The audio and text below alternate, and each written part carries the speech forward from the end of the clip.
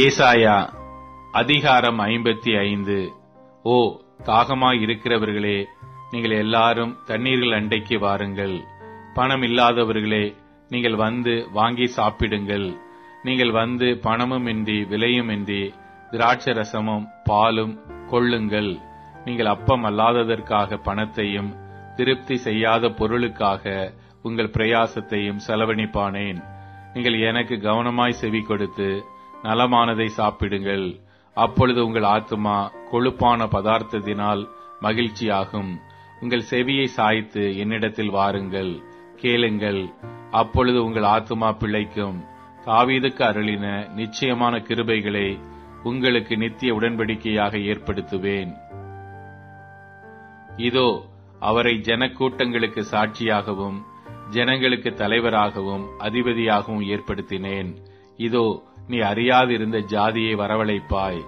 உன்னை அறியாதிருந்த ஜாதி உன் தேவனாகிய கர்த்தரின் நிமித்தமும் இஸ்ரவேலுடைய பரிசுத்தரின் நிமித்தமும் உன்னிடத்திற்கு ஓடி வரும்.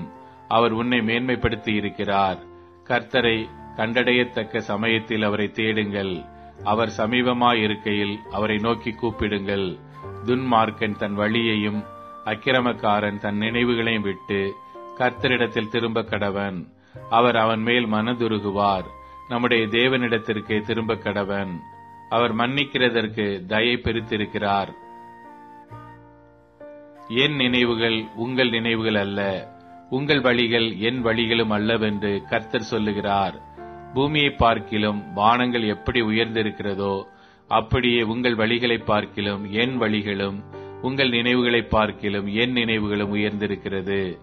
மாரியும் உறைந்த மழையும் வானத்திலிருந்து இறங்கி அவ்விடத்துக்கு திரும்பாமல் பூமியை நனைத்து அதில் முளை கிளம்பி விளையும்படி செய்து விதைக்கிறவனுக்கு விதையையும் புசிக்கிறவனுக்கு ஆகாரத்தையும் கொடுக்கிறது எப்படியோ அப்படியே என் வாயிலிருந்து புறப்படும் வசனமும் இருக்கும்.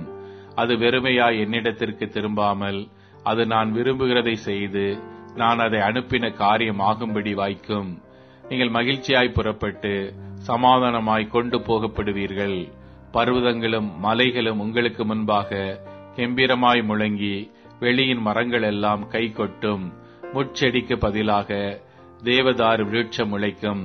காஞ்சொரிக்கு பதிலாக மிருது செடியும் எழும்பும். அது கர்த்தருக்கு கீர்த்தியாகவும் நீர்மூலமாக அது நித்திய அடையாளமாகவும் இருக்கும்.